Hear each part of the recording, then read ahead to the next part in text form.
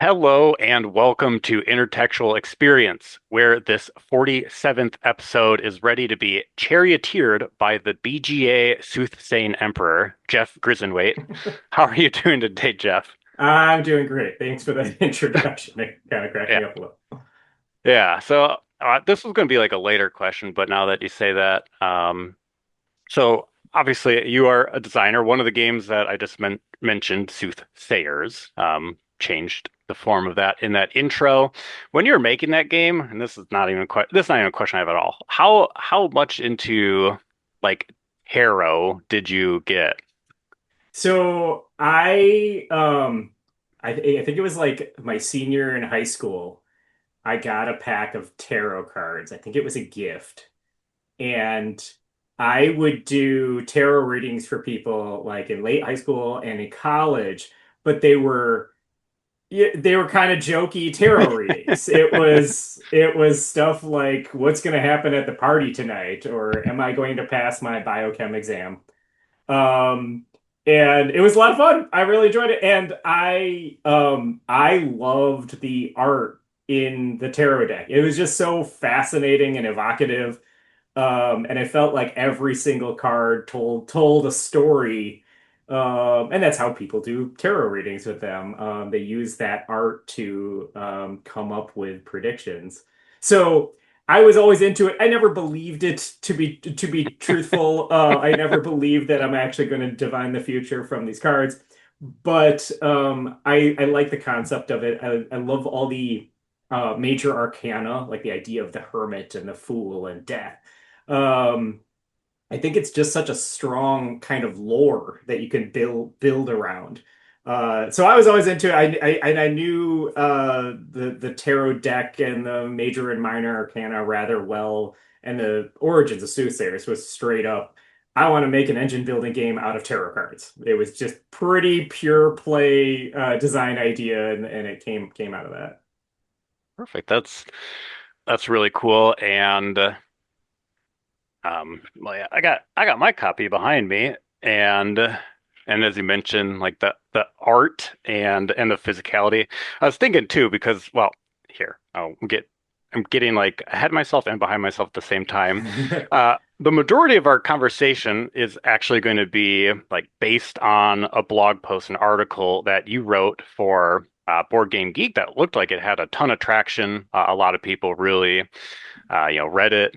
Uh, Took interest in it, liked it, and that was titled Making Games Shine on Board Game Arena.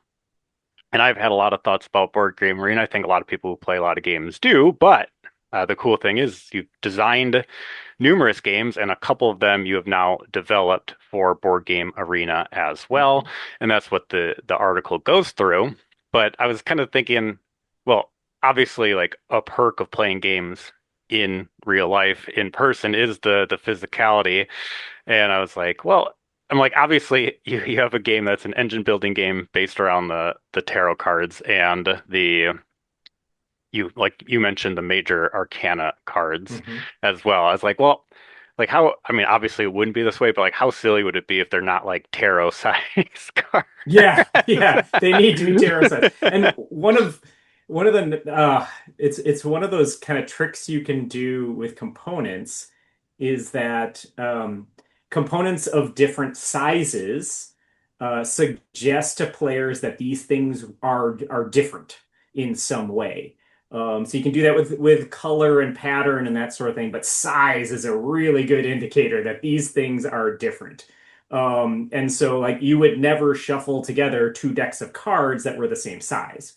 So that was part of the reason that in a normal tarot deck, you would have both the major and minor arcana are all the same size.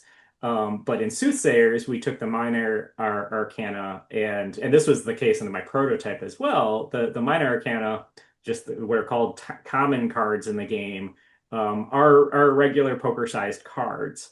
And that is to reinforce the difference between the two types of cards, and also to make the what people normally refer to tarot cards, and they're thinking about the major arcana. And it's to make those feel kind of special as well with the larger size cards. Yeah, that's really cool. I mean, it makes a lot of sense from a design standpoint. Like you said, that differentiation, even though you had to like make that change in order to get there. But yeah, makes a lot of Yeah. sense. Um, Very cool. So I kind of mentioned, yeah, that like the core of this will be kind of about some of the things that you wrote and maybe some things that I've been thinking and just BGA related questions in general too. But before we kind of get to the format, so there is going to be a format that will be the driver of this episode and getting us some of our questions. Kind of have just an introductory question, but it is very specific to you and that article as well. But uh, right away in that article, you stated that you've been on Board Game Arena since 2014, which is Hmm. quite a long time ago. I checked It's a long mine. time ago. Yeah, it was. There were not many people on it at the time, I don't think. I don't know. It blew up during COVID, I know that, but even a couple of years before that, it was still there were not a lot of people on there. hmm Yeah, I think like if I'm not mistaken, I think for me, I was like just before I was like 2019. I think I was like 2019 for both my Board Game Geek and Arena. I could be wrong on the Arena one, but I know Sure. for certain that that's kind of when that's the full dive when you make those accounts. Yes, yes, those two. Yeah. You know you're in. Yeah. And but yeah, so the two questions, yeah, long time ago, 2014.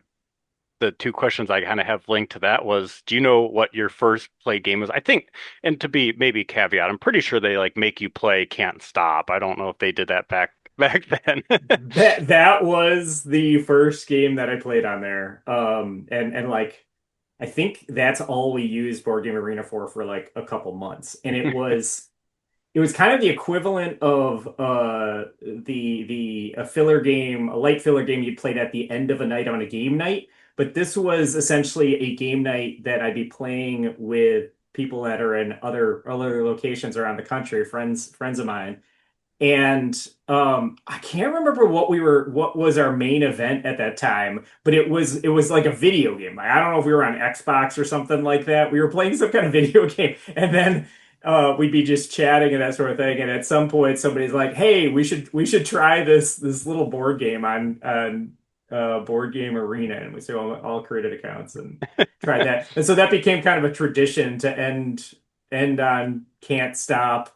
And then we got into like a heavier stuff like Through the Ages and Seasons and Innovation at some point and that sort of thing. So yeah, but Yeah, I think Can't Stop was the OG for my VGA experience.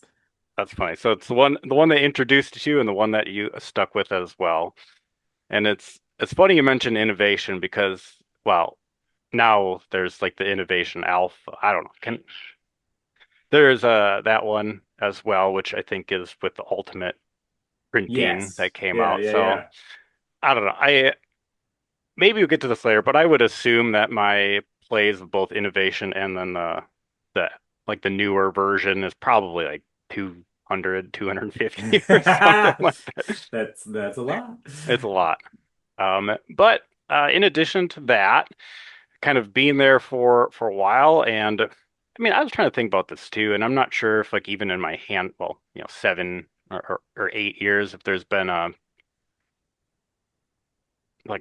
ton of like noticeable changes, but I guess to you, for being there for so long, what do you feel has changed on the board So game arena space in the last 12 years?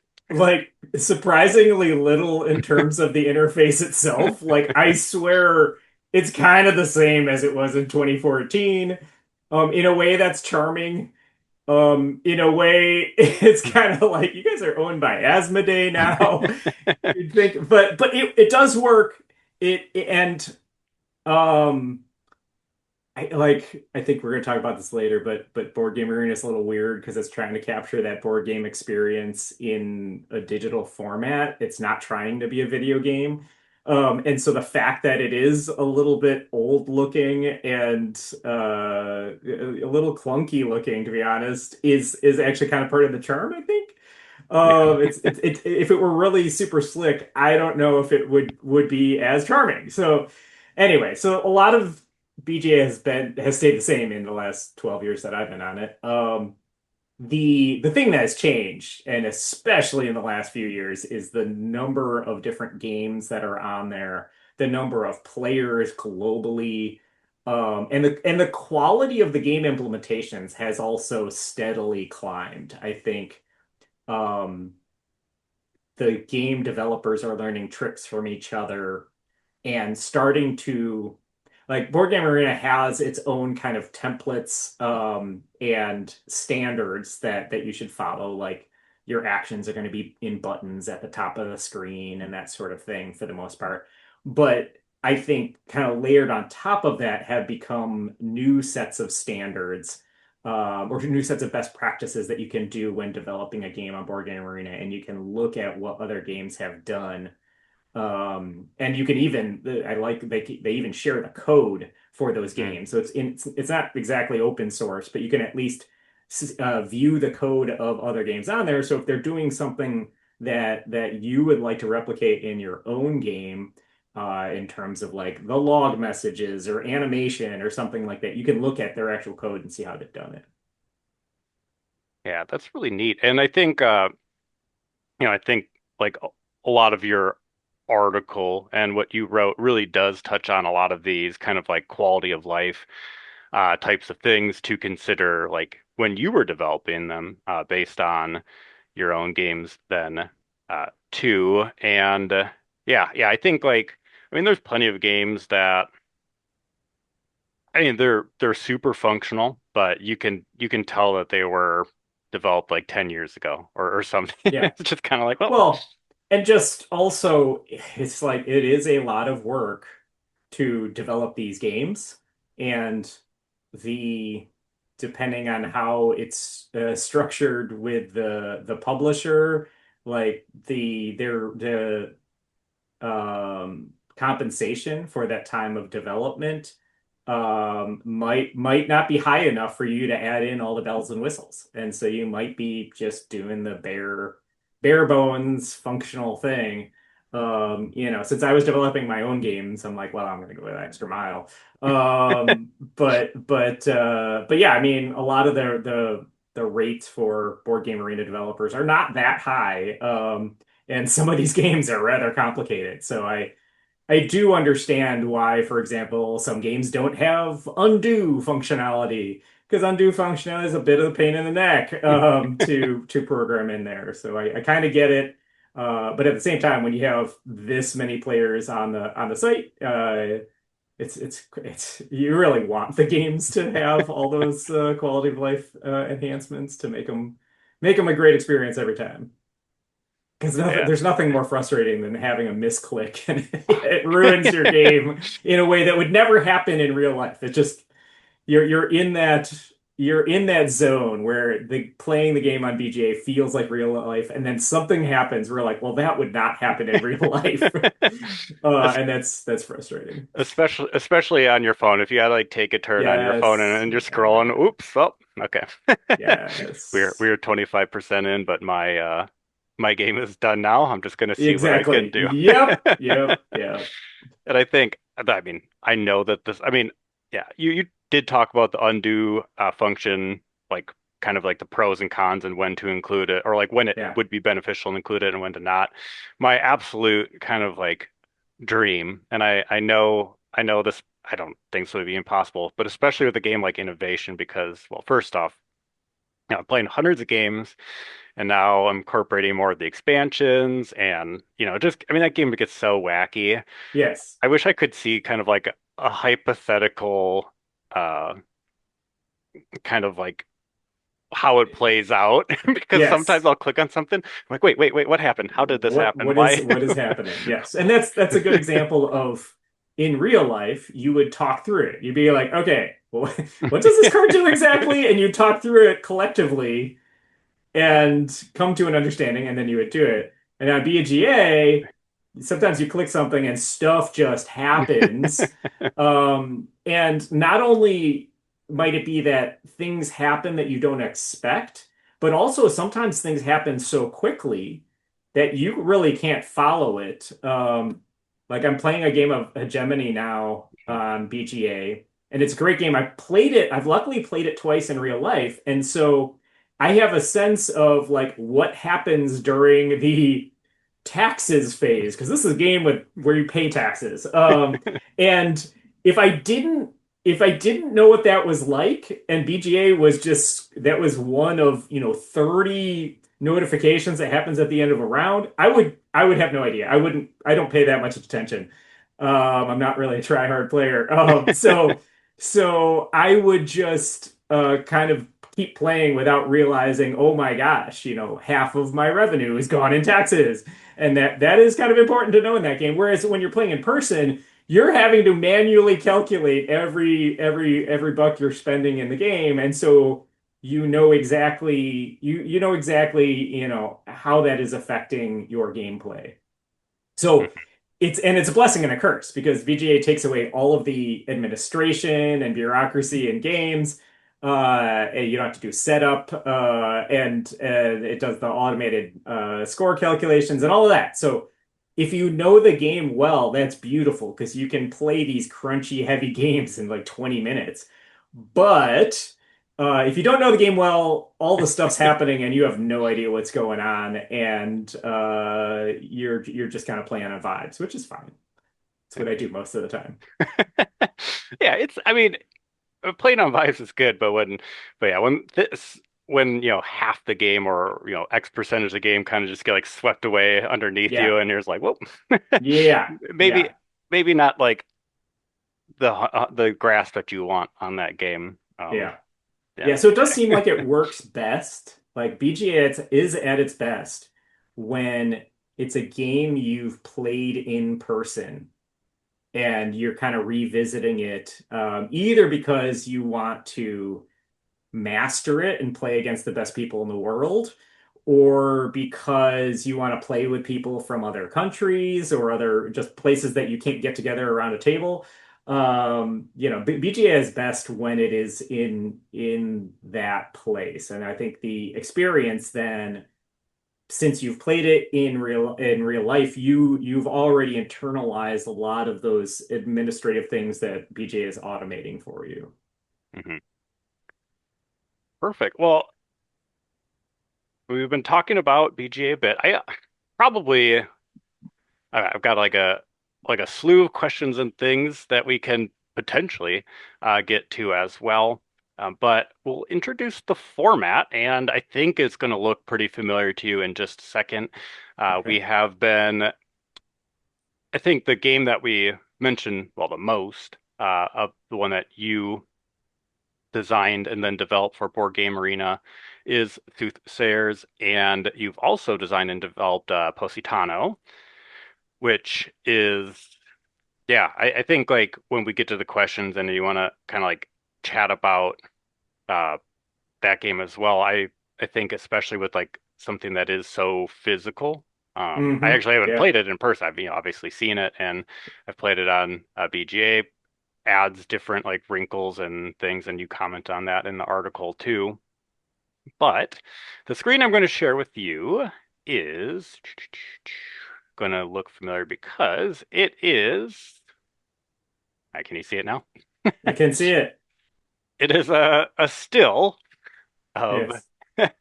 of a non like very first turn of Soothsayers. So, Yeah. but it is. Oh, here's a funny thing. Okay, very random tangential anecdote. So I put this together and uh, I was like looking up. First off, a lot of my formats have been on like Google things, so like Google Slides or Sheets or drawings, just all sorts of Sure. like nonsense. And it doesn't seem like many, well, definitely not on Google platforms, but not a lot of platforms in general do like the hover text. So one of the cool things about Board Game Arena is you can like hover over a card and it Oh like yeah. will tell you what it does, and that's very, very nice. Yes. Yeah. I think it's essential. It gets tricky with mobile development because if Hmm. you're relying on tool tips or something to explain things in the game, while it's not impossible to do that on a phone, it's much trickier to make it work well on a phone and be a good experience on a phone. Yeah, But yes, being able to hover, for those who are playing on laptops, being able to hover over a card and get all the details is great. it's so nice. And yeah, especially the games where, even like if you don't have the requirements to do it or things like it gives you all that extra information. That's really Yes, nice. And exactly. I mean, you talked about the benefit of like knowing a game and then being able to play it on Board Game Arena after the fact. A Yep. couple of the things that we can probably get to in the questions below, depending on how we get to them, talks about how learning a game on Board Game Arena can be nice too, especially with tutorialization and especially just like even like kind of YOLO clicking and hovering over. Yep. Like you get so much information all at once. But uh, that is all to say, in my little sheet, there is no hover text, but there are basically all the cards in the tableau are clickable.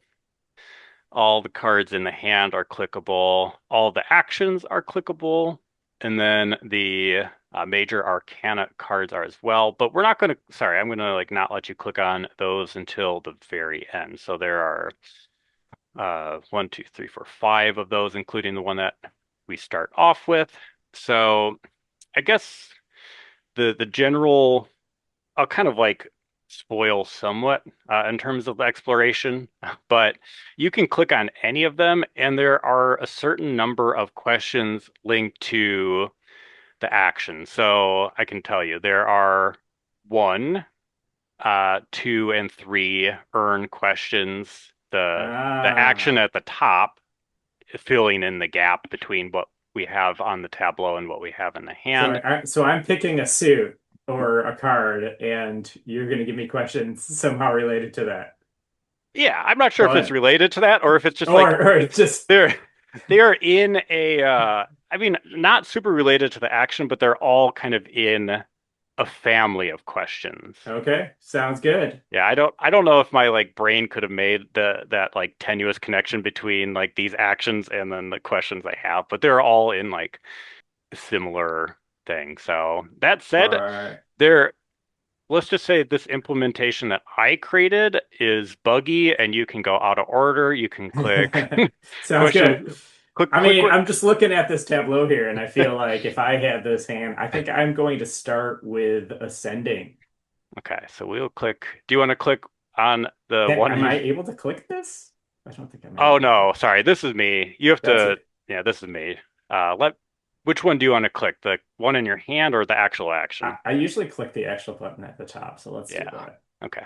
Yeah, they do correspond to different questions. So Okay, basically, let's well, try it yeah. out. Okay. That's It's pretty funny. thanks. Okay, so this one is probably a pretty quick question, but when you're especially including asynchronous games, how many games do you typically have going at once on your board game arena When I'm account? playing, I mean, probably like 5 to 10, and that's much higher these days than in the past. So, um, I I've always been a rather casual BGA player. I didn't do tournaments and arenas and that kind of thing. I would largely play with friends.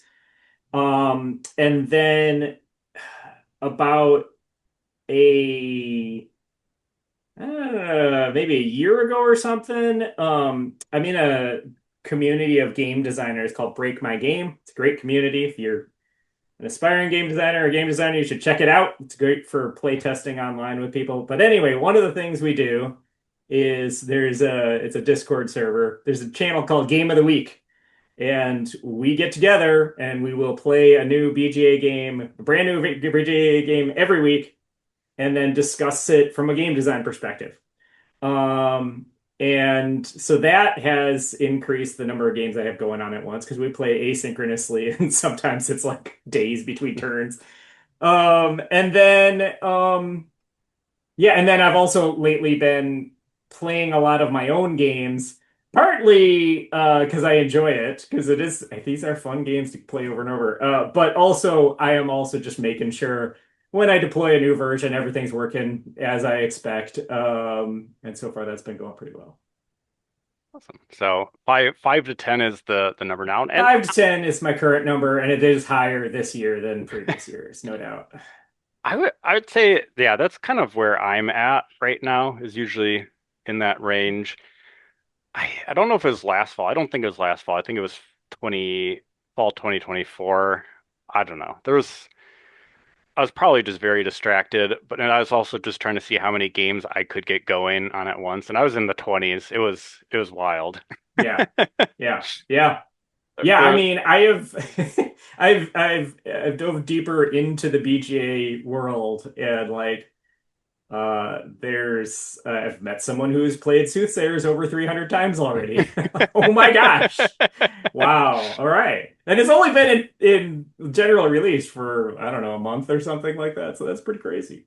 yeah, that's awesome. Yeah, I was going to mention kind of like the well, timeliness of this too, because it was in, alpha and beta, and I was playing it before the general release, and yeah, it's still, if I'm not mistaken, main page on BGA, like Yeah, as they one of the I don't know how that works, but yeah, when it went to general release, it was like I didn't know it was going to happen that day, and I happened to go to Board Game Arena and I was like, "Hey, that's my game on the front page." That's kind of amazing.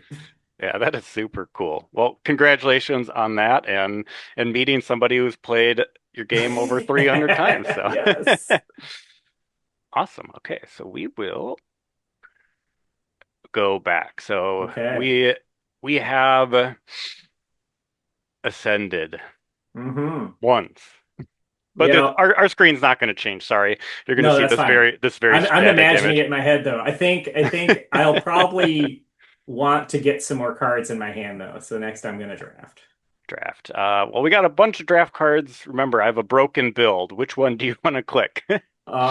Well, we'll start with the button. We'll Okay, go with the we'll button to go button start. one. Ooh, do, do, do. Okay, cool. Um, oh yeah, here we are. I'm just making sure like that my click got us to the right spot. So, how has playing games on Board Game Arena influenced your game design? Just kind of the ways that you think about your game design based on just playing games on PGA. Obviously, well, that's it. That's my question. I'm gonna Yeah, get too far ahead of myself.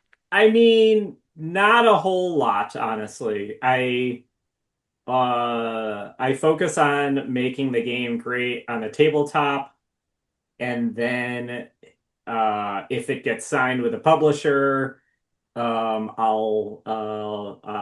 started talking with the publishers about I would like to do the BGA version, and I'll then start thinking about how to port it over. The one thing that's I will commonly have in my games I design simultaneous decisions. And that is just because I like that as a mechanic in games.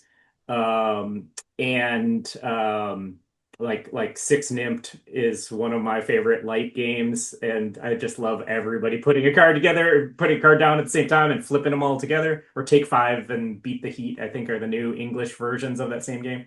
Anyway, or Fromage is a heavier Mm. game that has become popular recently, doing that same thing. Anyway, simultaneous decisions is a common attribute in my game, not in all my games, but in a lot of them. And those work beautifully on BGA because everybody can just do their turn at the same time. And if it's asynchronous, those turns fly by, and that's great. Cool. Yeah, that makes a lot of sense. And yeah, I think yeah, you definitely answered what I was curious about. I don't know. I think like for me, and I mean, I mostly kind of like tinker with design stuff, and all the things that I've been like working on lately are more like dexterity based. And I just think that's funny because obviously that's not happening at It's all. not going So to happen. And like I had the same thought, like, yeah, so like I have four games that are on shelves now. So you got Soothsayers and Positano, those are both on PGA. The other two One is Monkey Mayhem, and that is real time, so that's not going to make sense. And then the other is Outfox the Fox, and that's trivia, so that's also not going to work with everybody being able to look up all the answers they want online. So yeah, there are some games that are not going to be making it to PGA. Yeah, I still think it is interesting to, think about like things that might work well in a particular design and how that could translate. And not even from oh, I want to make this game for BGA, but just things that I like in games and seeing them and kind of like experiencing them and just seeing how the order of operations goes. But yeah. Okay, we are done with that one. So you have ascended and drafted, and again, any of these Let's cards look good. capture. Let's Still capture some. this top one Sure, up yeah, here. yeah. Okay. I feel like, hmm, did I do this wrong? I definitely did this wrong. I can't tell you. We're here. This is Okay, I the don't know what. airplane.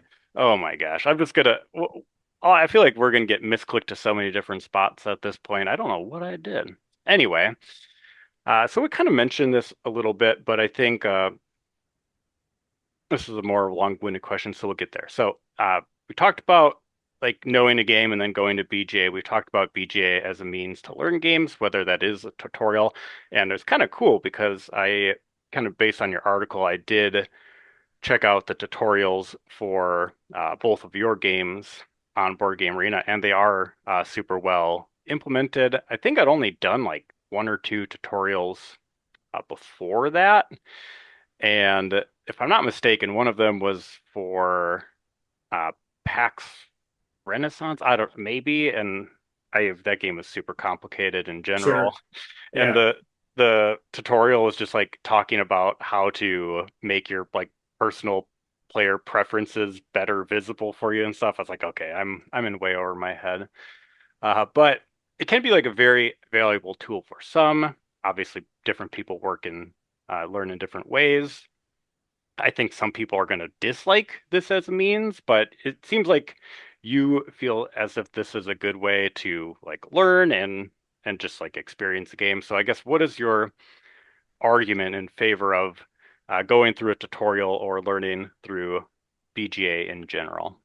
Yeah. So first I need to give a shout out to I think it's Necromancer. I have not met the person that who makes a lot of tutorials on BJ. It's something like hundreds of tutorials that this person has made. I think they're based in Taiwan and they enjoy it so much. You can just message them and say, "Hey, I just finished developing a game. Would you like to make a tutorial?" And they'll say, "Sure." And it's amazing. They're really good. I think it's definitely better than I think if I were to make a tutorial for my own game. Because I know I'm too familiar with it. So when I kind of mentioned before, I generally play games on vibes overall because I'm at the point in my life where I don't care that much about winning and I would rather have a fun social experience and get to explore the systems of the game. I care about those things so much more than actually winning. Um, so I'm very willing to just doesn't that matter that much to me if I don't win. Um, so anyway, I play a lot on vibes. Yeah, on BGA, I take that to an extreme level, and when I'm trying out a game for the first time, I will oftentimes not read rules or even go through a tutorial. I'll just start clicking around and see if I can get far enough to figure it out. And sometimes that works, and sometimes I make terrible blunders. Um, but that's fine. But if I do want to, if maybe the game's too complicated to take that approach, or it doesn't have enough tool tips and that sort of thing to help me along the way, my next favorite way to learn is to go through one of the BGA tutorials. The This is my favorite way to learn because I have always been a hands-on learner. And I think that's partly because my memory is terrible. And so if I read a rule book, I do not retain the information after like page two. If I watch a video, I also do not retain the information that I need to retain. I am amazed at people who can read a rule book and be like, okay, I think I got it, and then teach the game flawlessly. I cannot do that. So the tutorials on BGA, they take you through some actual turns of the game and they have you do the things that you will be doing on your turn. And because of the structure of it, because you're not playing an actual game, it doesn't matter. You don't need to know how it ends. You don't need to know how you're going to score. It's just saying, hey, it's your first turn. Why don't you try out this? And you click on that and it tells you what the effect is. And you're like, okay, I understand that now. Now it's your second turn. Try this. And then it'll be like, we're going to fast forward now. And this is how all of that will score at the end. And it'll take you through it piece by piece. Um, that is a brilliant way to learn. If we could easily do that when teaching board games on a tabletop, we all would do that. And we do our best, but it requires you to like advance the state of the game in a way that's really hard to do on a physical tabletop. So I think that is a great way to learn these games, particularly those more complicated ones that we enjoy playing.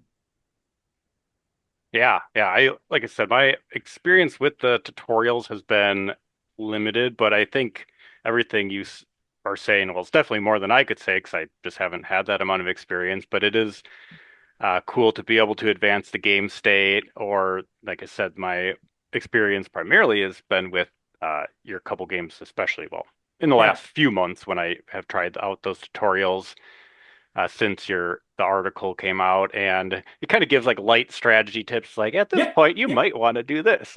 Super light strategy. Yeah, and I actually kind of appreciate because there's some games you play and you're like, I'm doing this, but I don't know why I'm doing this.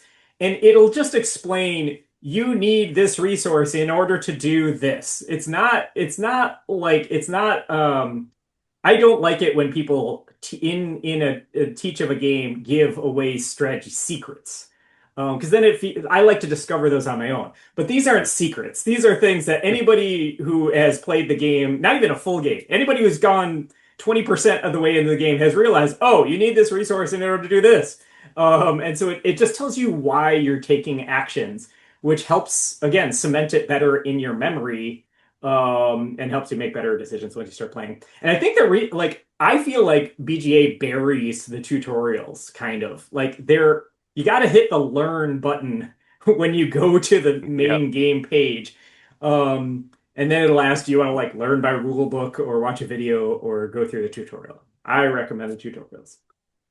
Yeah, I'm definitely gonna do that more. I think one of the things that you said at the beginning is just kind of related to just going like wanting to play, wanting to learn, like wanting experience and not really caring about winning too much. I'm definitely right there with you, and I'll do the kind of like seeing if I can figure out the game through playing it without even like going to glossing over the rules or doing the tutorial at all.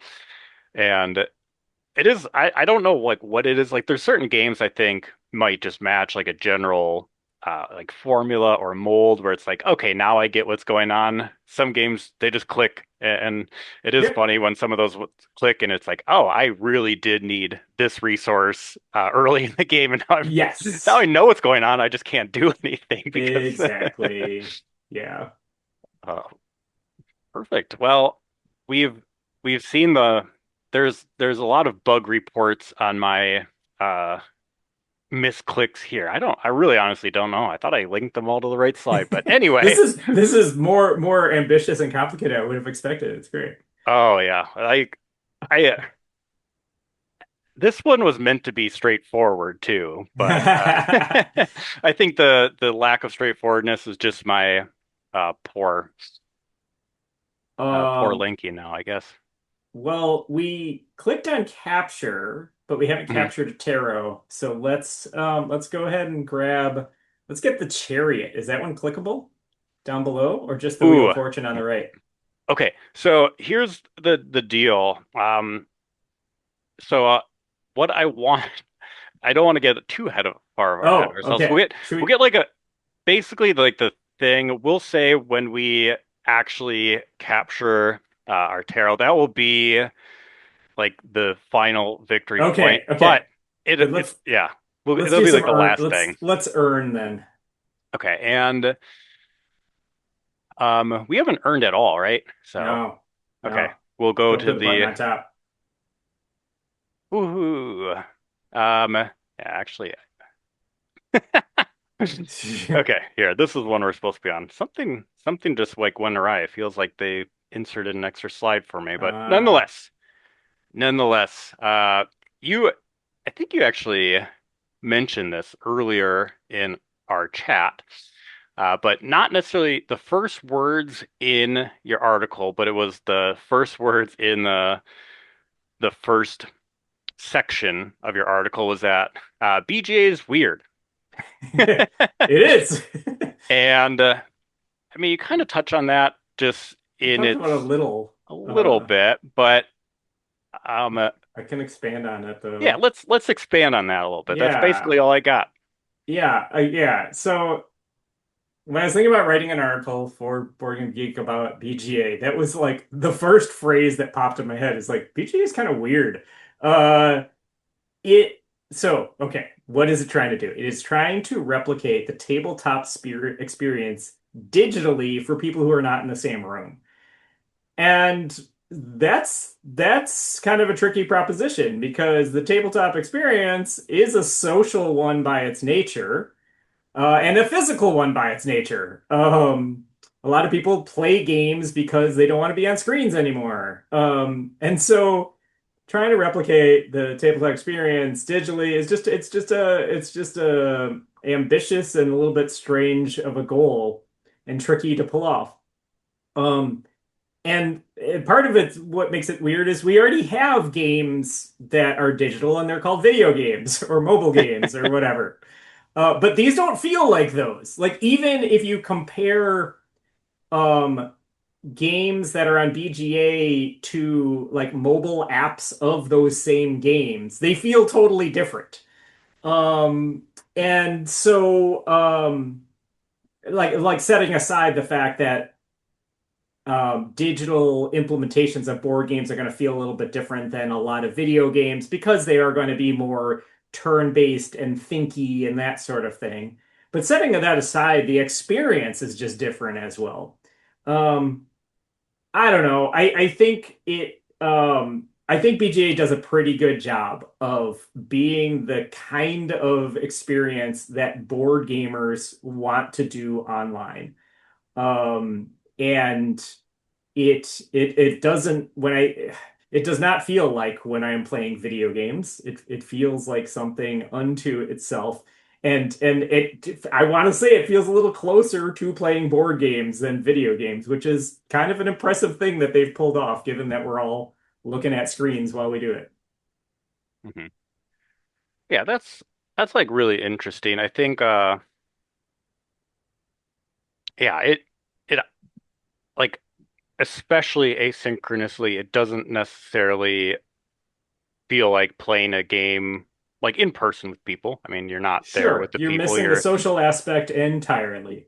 But it Mhm. does feel like I'm old enough that back in the day, way back in the day, like we did some play by email games of diplomacy. Um, and it feels like that. Like we all had our own paper maps and we're moving bits around and that sort of thing. And that's how we kept track of it. And somebody like would periodically post in probably something they didn't paint of like the updated map of the diplomacy board. Anyway, it feels the asynchronous games feel like that. And that was a lot closer to a tabletop experience. But again, you miss the social aspect entirely. And in a lot of games, the social aspect is the best thing about it. And so to me, playing in person is always going to be better than BGA. But there are certain aspects of the game experience that BGA does better, like automating setup and cleanup. That's pretty nice. Automating some of the administration is pretty nice. It reinforcing the rules so that you don't get through the game and realize you missed some major rule that was in the rule book, and then you'll have to correct on your next play. Like all those things are great, but the overall experience is not as good as playing together with your friends at a table. Yeah, one thing that I have found kind of like neat and funny is like I don't play a ton of live games. I think there are times where an asynchronous game, I don't do a ton of tournaments either. But maybe it's just like I'm asynchronously on with the person who is playing and it just kind of like has that speed of more of a live play. Sure, yeah, Or if it's just kind of like a plan, like hey, with a friend, cross country somewhere else, wherever that might be, of playing like live and zooming or video calling or discording or whatever, and playing at the same time. And in that case, like still not even playing it live. We don't click the live because then it becomes closer to an in-person experience where you're talking more than the 2 minutes that yep, that yep. BGA It's gives you for your it's turn or true whatever. So it's like, hey, we're async. We played this game that should have taken 20, 30 minutes and it took like 2 hours because because you're chatting during it. Yeah, yeah. yeah, that makes sense. But yeah. So yeah, it is weird, but I've thought about some of the weirdness, and I really appreciate you elaborating on it, especially with all that, like the dozen years of experience too. So go back. Okay, so we've done all the uh, top actions. Yep. Oh, okay. I think I know. I don't think my thing messed up. I think it's just B. It's my brain that's messed up. Everything is good. Click on what you want. We've done all the top actions. You can click on anything So we in can click on these cards you can in the basically tableau over here. anything in the tableau and the Sure, hand is clickable. sure. Not analogous to like how you'd play, but just Yeah, yeah, yeah. That's fine. Well, let's go from left to right. Let's earn again using the hand or the tableau card. earning big. Even though it's only a earn one, we're earning more than that. Yes. Okay. So, because we basically did okay. We'll do it this way. Um, I feel like we've touched on this a little bit now. So, and that's kind of like the trap of having similarly questioned thoughts and all that. But what is maybe something that we haven't mentioned, or primarily you've mentioned, that you think that could be gained from playing on BGA, maybe outside of some of those um, kind of like obvious ones in terms of like the rules enforcements and setup Yeah. tear down types of things. Yeah, I think one that we haven't talked about is that you can try out lots of games. You can kind of sample games. I think of it as like getting little spoonful samples of ice cream at an ice cream shop. Like there's no way I'm gonna buy most of these games. And so it's nice that I can still check them out and see what they're doing. Um, and to do so in a pretty quick manner as well. Um, I I'm conflicted on that in general, because when we're playing games on here, that means a designer is not necessarily getting any income from that. But at the same time, there are plenty of games that I've played on BGA and then definitely bought that because of that experience. I'm like, I like this game. I want to play this with friends at a table. Um, but I do think it's important for game designers to play a wide variety of games, and often, and including all the new ones that are coming out, because they might be doing some innovative different things. It's just great to have that experience under your belt of all these different ways that uh, different games have tackled different different needs in game design, so that when you encounter some kind of problem, when you're stuck, you can draw upon that experience. So that I think that's probably to me at this point in my life the biggest value that BJ is providing is it has just like this enormous library of games, and you can at any given moment you can start up a game with anybody, like with any of those, and it's so quick and easy to do. Awesome. There's something that you mentioned in there, which is going to make me glitch override and take us to another question because it's like very Sounds good. similar Let's to do it. something that you did, and this is gonna be so I think it's this one. Oh yeah, money. Um, Yeah. so so you talked about like that thought of feeling kind of like sometimes feeling bad that you'd like the designer is not going to get the income from like you playing the game, but then on the inverse of you trying games on Board Game Arena and buying it. And I think, again, obviously you cannot, I don't know how many games are on Board Game Arena. There's probably not many people who could afford and or house all the games that are there, but Certainly I'm not. Yeah. I'm just kind of like looking at your collections, pretty big. This looks neat-ish, but there is a mess, and that is many games over there. And I know that personally, I think like for me, like there's plenty of games that I have played on Board Game Arena and then subsequently purchased. There are games that I have like play or own play Hmm. and like or own want to play then try on a BGA and I Yep. like them and I think like ultimately some of those games might get sold, which is, I mean, keeps them in circulation. I already bought it too. Yep. It's mostly like I just don't see this getting played a ton with like the groups that I have. Yeah. Yeah. No, that makes lots of sense. Yep. So from like your side of it, do you have like any particular insight on like outside of like that type of anecdotal thought of like Yeah. BGA linked to sales? Like has the your game getting on the main page, like increase sales, like things of that nature. Yeah.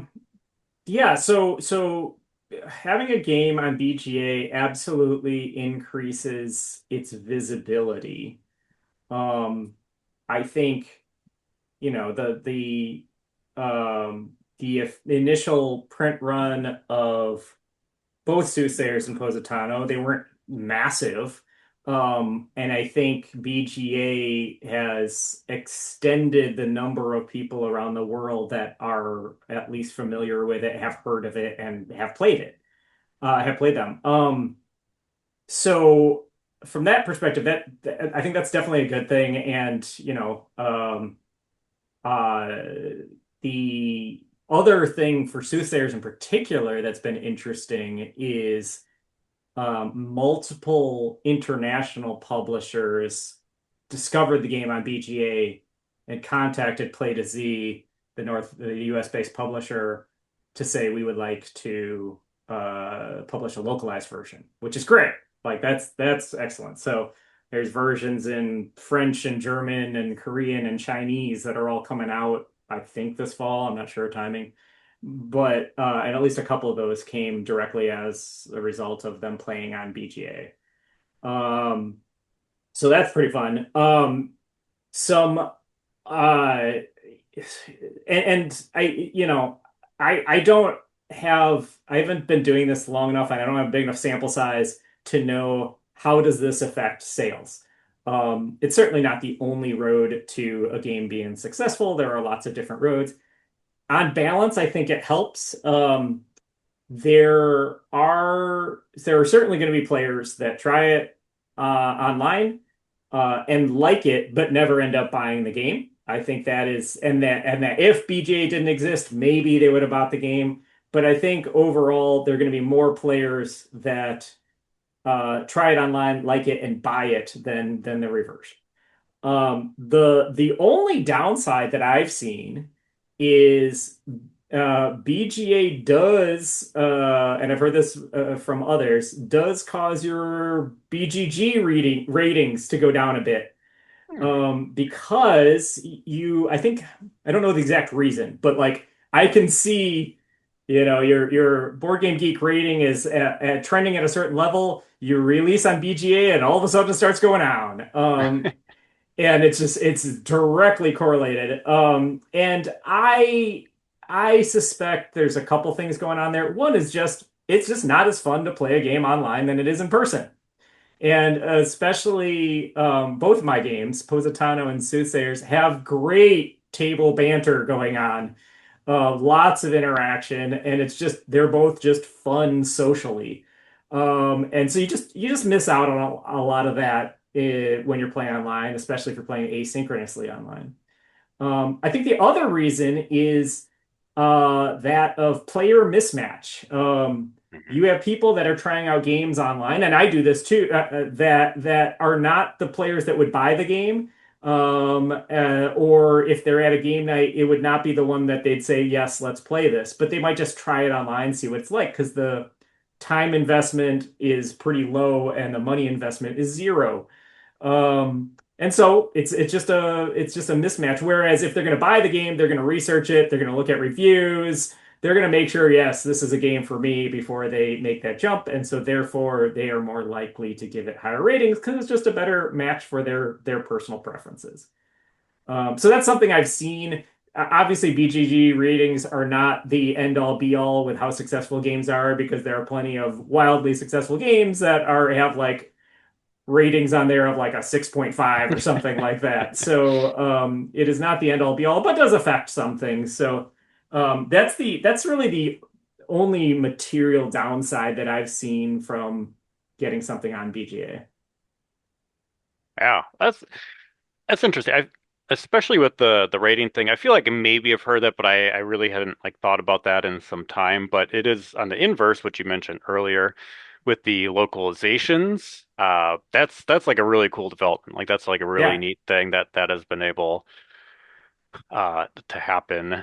yeah, yeah. It's pretty great that they just came across my game somewhere across the world and they're like, this is really fun. We should publish this. That's really fun. That's great. Awesome. Well, here, just think about a couple things. Think about time. We are back to our screen. There's like a couple questions that have kind of like popped up, just from you talking and me thinking about like follow-up questions that I may have not have asked in the moment, just because I didn't think like the timeliness worked. But let's pick like one or two more things here. Okay. And then maybe we'll get to that, and then you can pick your major Arcana card, but I'll explain to that, and that'll get us to All like right. our wrap up questions. So probably, yeah, not in the nearest future, but we still got a couple actions left. Sounds good. So what? So the tableau is clickable and the hand to it, you said? So the tableau is clickable, and so is the hand. Yes, All right. Let's jump to the two the draft card number two in the hand. draft card number two. Yeah, right there. All right. Okay, we'll go to here. Um, hmm. Okay. Yeah, so I've been, like I said, I think about games a decent amount, think about them a lot. Been thinking about like rules writing a little bit, and I think Mhm. we've kind of talked about. I mean, you've talked about like the things that you like in games, the games that you kind of like to play and design a bit. We've also talked about some of the kind of like the benefits of the tutorialization, but I guess through your own kind of like development of getting your games from, the physical space to BGA or getting those rules coded or whatever that might be, or even seeing your games tutorialized, like how has that like influenced the way that you think about rules writing? Um, so I I don't know that it's influenced it that much, but what I'll say is um there's okay, so when you're designing a game, you've written the rules. The good practice is to have players do an unguided or blind play test where they're just reading the rules, you're not teaching the game, and you're seeing if they can get through it. And oftentimes that is very educational because you realize that a sentence that made perfect sense in your head makes no sense to the players, or they interpret it in a wildly different way. So that is a an illuminating experience. Another illuminating experience is when you're sitting down to program those rules and you realize there might be some little corner case ambiguities that aren't actually defined in the rules. And it's going to be more common in a more complex game with variable powers such as Soothsayers. So, um, I can't say necessarily that it has affected the way I write rules, but it's given me like going through it has helped me realize that there's um when you're programming, you need to think through every weirdo scenario that can come up, because once the game is being played thousands of times, those weirdo scenarios will come up, and you better have some code to deal with them. Yeah, that's about it. It's the type of things that normally in a tabletop world, we either just at the table collectively decide we're going to interpret it this way, or it becomes a forum post on BGG, and we are asking, how do you guys handle this situation? Yeah, that's like really interesting. I mean, I think like the things you said at the end there, it's like, yeah, like based on the way we've been playing, based on the way we're interpreting the rules, like, yeah, this is it. Yep, Or even just like based on the way the rules are initially written and the way you're playing it, like there probably really couldn't be any other way to interpret it. But when it yep. comes to like the actual development, But when you're yeah, developing your like in a way, right, doing the development is like it's writing the rules in a it's like the next level of rules writing. Like you need to encode every possible thing, that the sequencing with which the order of operations with which things are resolved, how these weird things might interact in an extreme situation, like all of that kind of stuff. And it's not like some of these things, not a lot, but some of these things would not appear in a rule book. You would just never hash it out in a rule book because they're such strange scenarios. I'm gonna skip to something that I didn't necessarily like have in my head until I honestly don't even know what part of the conversation made this Sure. come up, but it's early on. But like, we talked about the fact that I think if I'm not mistaken, you said four published games out right now, and then two of them that you've then developed to get them onto Board Game Arena. Those are the two that make more sense to be on Board Yep. Game Arena based on like the way they play anyway. So uh, according to your like blog post, you mentioned that you really didn't start or even think about that making that transition until about like a year ago. So this is kind of like yeah, like intermission or interlude, but like I know that your post obviously talks about uh like a lot of the decisions that you're making like when developing them, but I guess what were some of the maybe behind the scene things? I mean, you're working with different publishers Hmm. with them. Like, what are like was this like an easy process? Like, hey, like can we get our game on BGA? Were there any type of like hiccups? I guess I just don't know like that side of it Sure. at all. And then just kind of like your willingness, wantingness to develop, like how long it took you to to figure all that out and maybe some of the means that you took to go through that as well too. So very loaded. Yeah. Sorry. Yeah. Break it up how you want. So the process to get a game on BGA administratively, like getting approval and that sort of thing, as long as the publisher's on board, it's not that hard. It's pretty straightforward. Actually, coding a game in BGA is a lot of work. It's JavaScript and PHP largely. And I've been doing some programming on and off most of my life, but some of this was stretching my coding skills. Um, yeah, so it takes a long time, and not just because you need to uh, do the actual coding, but also testing of it.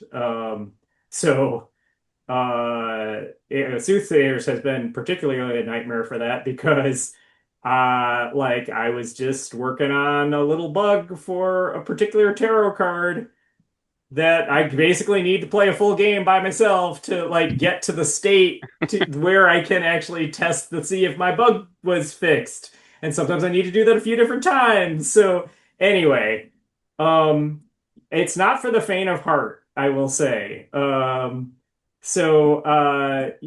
wouldn't go into it unless you have programming experience. I wouldn't go into it unless you are prepared to spend many, many hours doing so. And for me, yeah, like the fact that these were my own games made it an easier decision to embark on that versus coding someone else's games. Yeah, okay. A couple follow-up questions then. So, I mean, you were able to like reflect on that experience as both the designer and then developing the implementations as well. I am assuming that is like relatively rare. Do you know other people who or other examples of games who've done that or Other people do it. I don't know of any of like the most popular BGA games if that's happening, but a couple other designers have reached out to me to say that they are doing it as well. One is Nate Fullerton just reached out this week and said that he's been embarking on this journey, and we were kind of just sharing notes about it. Um, yeah, so I definitely think it happens. It is not the most common approach. The most common approach is that I think the most common approach is the publisher pays a developer somewhere in the world to code a game, and that's typically how it works, I think. makes sense? So, I guess to kind of cap off that line of questioning, then you said not for the faint of heart. Takes a lot of time. I'll throw it out there. As much as I like creating things, like I want to, design games right, do all sorts of like creative endeavors. This is not going to be on the table for me. I'm not going to try Yeah, this. yeah. Is it something that you like want to continue provided the games you're designing for the table kind of make sense in this space as Yeah, well? absolutely. Like I do enjoy it to a degree. I've always, like I said, I've been coding off and on. Like I rarely in my career had a job where coding was the full-time thing I did. Rarely. But kind of I've always had some kind of side projects going on or even something at work where it required me to use my coding skills a bit. And I've always enjoyed it a bit, but I never wanted to do it all day, every day. So I kind of have an itch occasionally where like I feel like I want to program something. So I like it for that perspective, from that perspective, and then also, I game design uses like certain parts of your brain pretty intensely. And programming those games on BJ is surprisingly different, quite a bit different. And the biggest difference I could see is with game design, you almost never know what the destination looks like. Like, you have an idea of what you want to do for the game overall, but you don't know how to realize that dream, how to get there, how to make it an amazing game that delivers on those promises. And so a lot of time you are spent wandering in the dark trying to figure out what should this game be. Whereas with programming on BGA, it's the opposite. I know exactly what this needs to look like, and now I am just working the code to make that happen. And it's not it's almost a break from the kind of game design thinking that needs to occur. And when I'm not feeling all that creative, programming is actually a good outlet. Well, that is neat, and I'm glad that it's been able to work out as kind of like that balance, and yeah, just kind of letting you tackle the same thing from multiple points of view because yeah, that won't be me, but that is Yeah, sure. fantastic. And like you said, having that experience, that coding experience, makes a ton of sense. I Yeah. do not, so I will not. Yep. Uh, Yep. all right, you've got one more click before the final click, and I will try to Okay. explain what that means as All right. well as I Let's can. let's go to the last common card in the hand, the two of capture, Oh, okay. or Awesome. red Okay, two. so There you this is a cool one, or at least it should be. Hey, there it is. Okay. So when when we were kind of like pre-chatting before setting up this interview, a lot of like what I was thinking about was, well, obviously board game arena has been like the core of the conversation and board games and like learning how to play games. But I think other mediums definitely have ways where they like onboard you in a particular manner. Video games here, like a video game Hmm. controller, Sure. being probably like the closest Yeah. like one-to-one example. Yeah. Yep. And I mean, different video games will employ different ways of like getting you the tutorial scenarios or teaching you how to play the game. But Yep. I guess with that controller there, I can simplify the question. What's like a game that you feel just did like a really great job of getting you into the world and like teaching you to play in a way that just worked well for you? A video game? A video game. Yeah. So when I played somewhat recently, that did that well was Thronefall. Um, it like my favorite video game tutorials don't even feel like tutorials. You just start playing and they keep it simple enough that and they have like little some kind of tips in here and there as you start, but you're just playing a really simple level. And you're doing simple things, and then it's going to introduce the next new wrinkle, and you need to learn the next control in order to deal with that next new wrinkle. And you're just playing. That is my favorite way.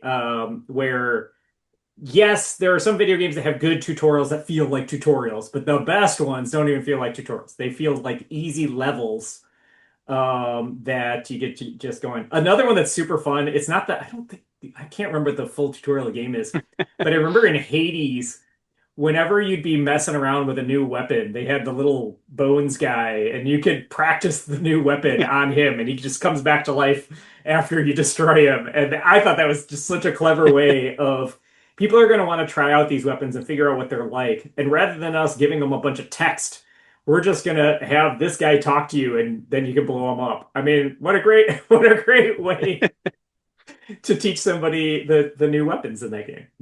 Oh, poor Skelly. You picked For Skelly, that's potentially his name. It's been a while since I played it. Yes. potentially my favorite game like ever. Oh, So there you go. I haven't played Hades 2 yet. I got to get around to that at some point. I Um, I well, it's funny because like, well, now I minimize my browser because I was just like looking at some video games too, and like I have Hades 2 right next to Hades 1, and I really liked my time because I did the early access of 2, and then I got to a point where like I wasn't playing enough to like have the updates make sense. So I was like, okay, I'll wait till full sure. release. It's been released for probably pretty close to a year now, Yeah. and then I've just been playing other stuff, but Yep. it's great and it's cool too because I think it does like at least from like a gameplay standpoint, I think there's more systems and upgrades and things.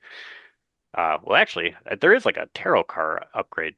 I don't know. I think that might exist in there. I'm going That would crazy, be but cool. I got to try that I then. think that's the thing. There's definitely more of that, which was a little like more dense than the first one, but I think like early on, uh, just getting, I think it's Melanoy or Melnui. Sorry, I haven't played it in like a year, Yeah. but her move set kind of like teaches you to play the game a little bit differently. Like everything's so similar, but like the way you Mm, interact with the world winds up feeling different just because like her moves and the way that she does things different. So it's cool. yeah. Yeah. I'm Yeah. really I like I just need to like have that be my game for a while and then play it for like 90 hours like I did with the Yep. first one and then be like, "Oh, all right, there's my time went." But Yep. yeah, that's a really good example uh as well. But yeah, I think I definitely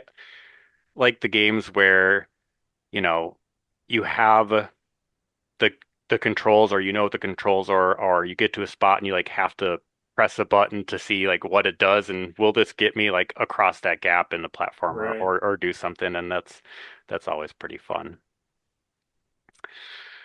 Okay, so I said that was the last one. That's a good question to kind of transition to the final two questions. But I always have a set of couple questions that will wrap up any interview, we still have the major arcana cards up. So, with your tarot reading skills and your history that you mentioned at the beginning, you are basically picking one of the four, um, five cards. My Yep, brain five tarot works cards. Yeah.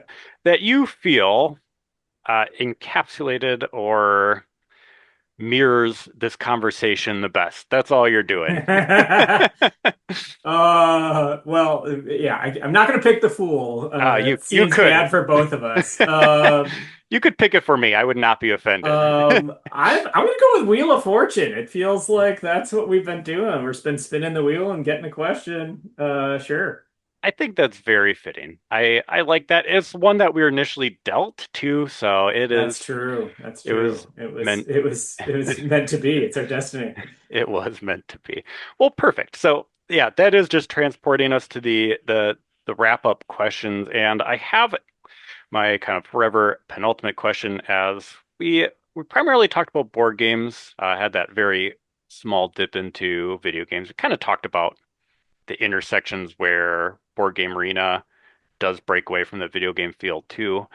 But long story short, this question is like, what is like a text that has been like on your mind recently? It could be a board game, could be something you're playing, could be a video game, a TV show, a book, movie, something that you've just consumed and have been thinking about. I mean, I am right now consuming the Dungeon Crawler Carl series, Oh, which is tremendous fun.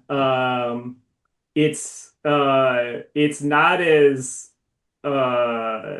not as deep as I think a lot of things that I do read, but it is a lot of fun. And it does have poignant moments, more poignant moments than you would expect from a book series that is so silly so often. So I mean, that's very much on my mind because I'm on like book six and I've just binged it essentially.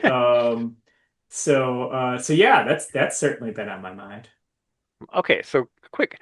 I I feel like that series has been pretty hot lately, but you said that is book six that you're on. Did they like have they all just come out like super quickly or I honestly don't know the history.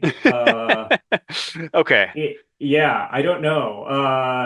I think they are being written quickly, but no, I think it started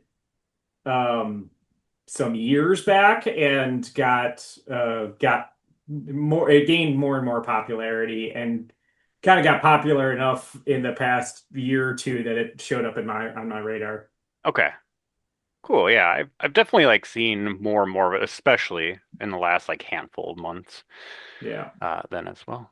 Oh, very cool. It's never bad having a fun read, especially if the other Yeah, things you're doing are breaking the brain a little bit. without a doubt, without a doubt, it's a good time. I do recommend. And I don't think it's for everybody, honestly. I think my litmus test is if you read the book of Ready Player One and Okay. enjoyed that, you would probably like this as well. That's my litmus test. Okay. If you Yeah. didn't like that, you probably won't like this either. Is my guess.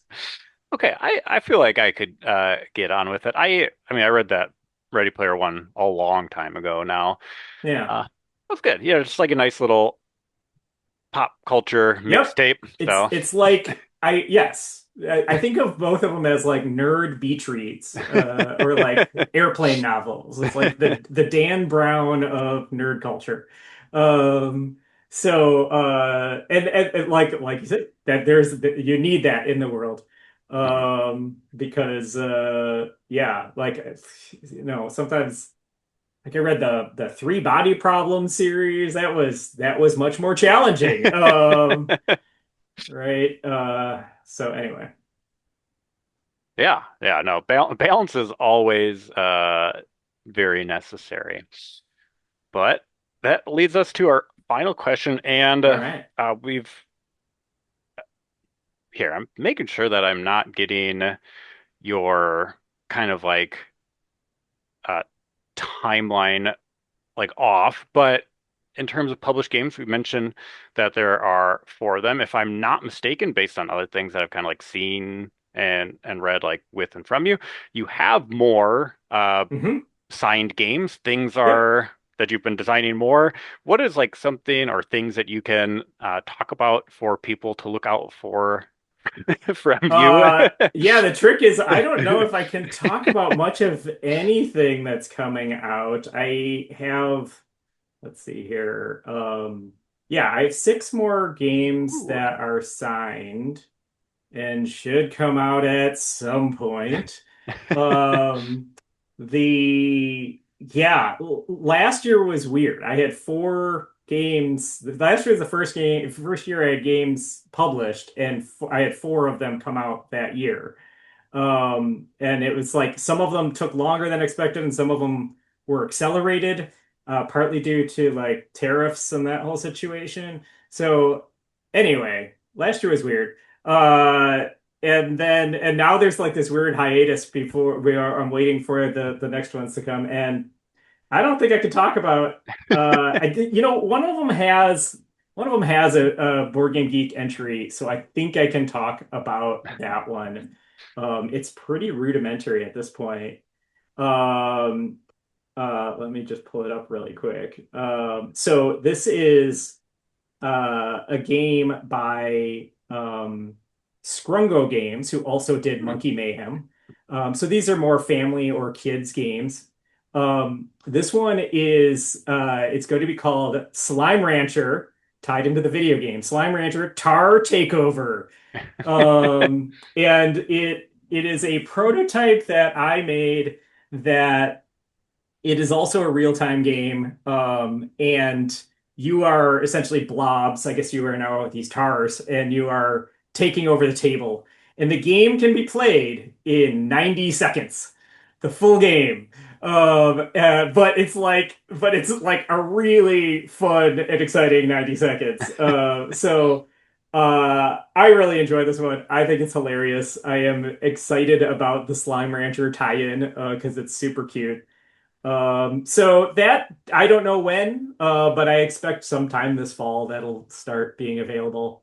And then I know there's a lot of people who are interested in Soothsayers have been saying, when is it going to be back in stock?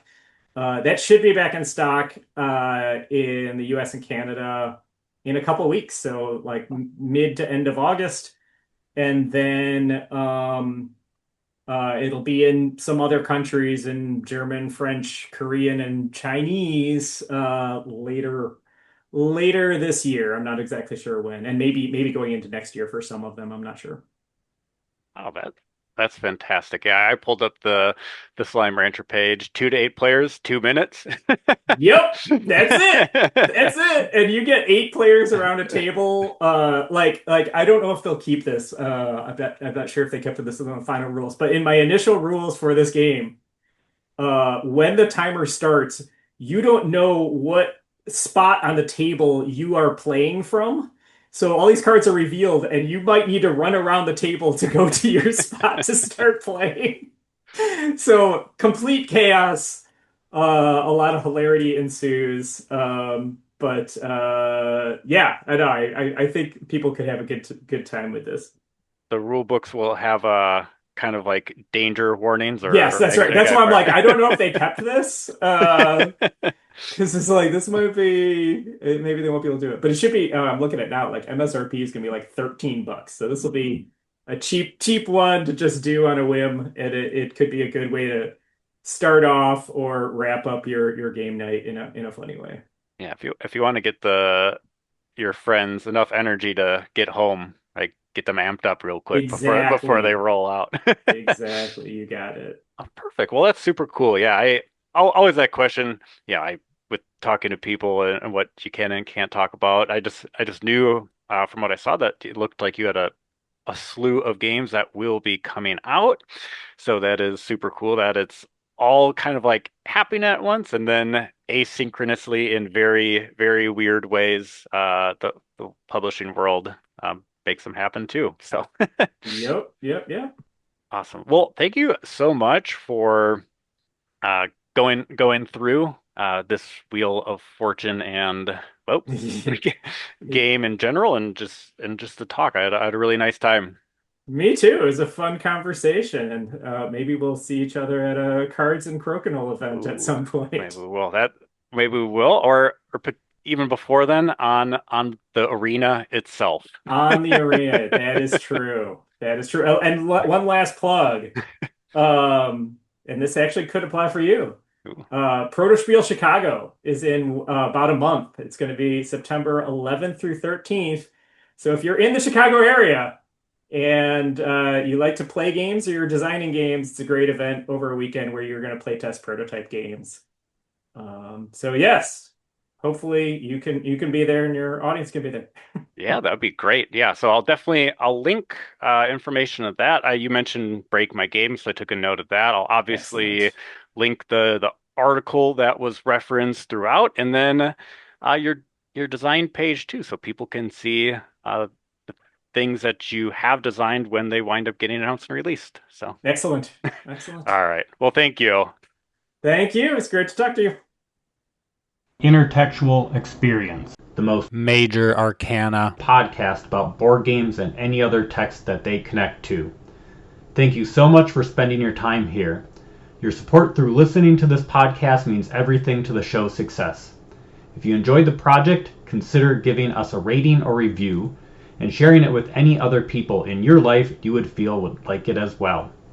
Any further support, such as sending an email to say hey, following some of the show's social media accounts, or contributing any monetary support to help pay for some necessary subscriptions would be greatly appreciated. All of that information can be found in the show notes. Until next time, keep playing, watching, reading, listening, experiencing.